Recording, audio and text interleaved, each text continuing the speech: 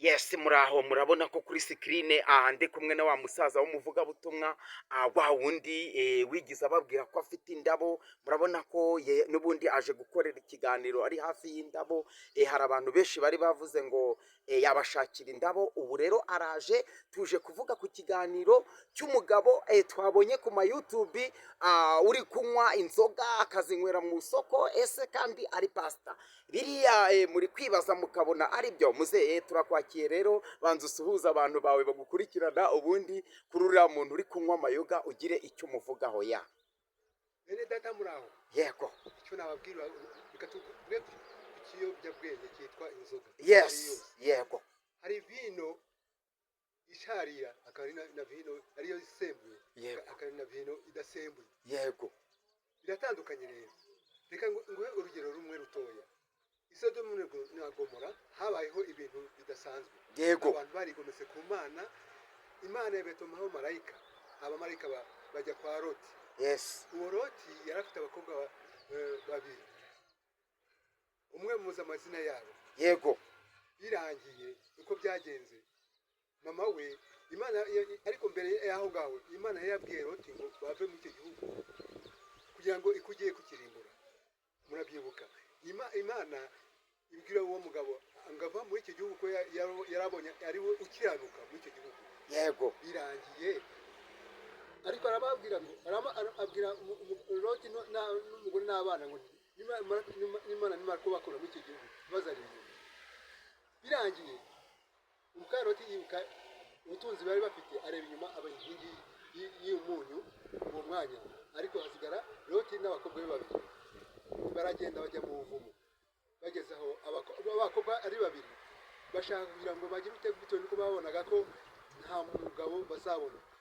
Bumva yuko umwe mukuru yumva yuko bakora ibidasanzwe kugira ngo babone uburyo bazabona umwana, bazabona abagabo. Arangije bafata umutobe, umukobwa mukuru afata amasaka ashyira mu mutobe. Hashize iminsi 3 ya nzoga irashya. Imaze gushya nta kundi yateretse ise inzoga, ya nzoga imaze gushya. None wa mukobwa arangije amaze gutereka inzoga, ya nzoga amaze kuyisinda, icyakurikiyeho yaryamanye na se bitewe nuko yasinze. Uwo muntu uri kuvuga yuko inzoga ari nziza ntabwo bituma akora iki ibiteye isoni mu buvumo. Ako kantu rero uwo muntu wavuze gutyo namaze arebe atekereze neza yuko inzoga atari nziza. Arangije abibwira murumuna we abigenza gutyo, amutera inda na mukuru we yamuteye inda, babyarana na se.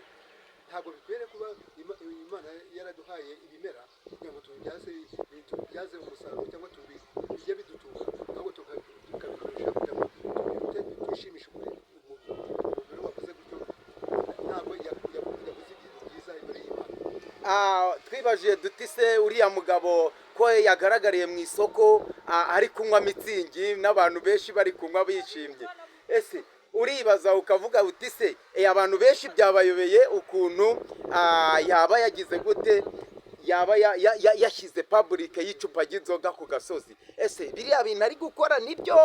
Nkamwe musenga ndabizi wowe uri umudive urasenga, kuba yari yagiye mu isoko akagaragaza icupa ry'inzoga ari kunywa, biriya bintu birakwiriye ku muntu usenga? Icyo ni ikibazo kugira ngo n'abadukurikiranye bumve uriya muntu uri kugaragara mu isoko ari kunywa inzoga kandi ngo ni pasiteri. Reka musabe mwene data. Yego, Ndabona dufite ikibazo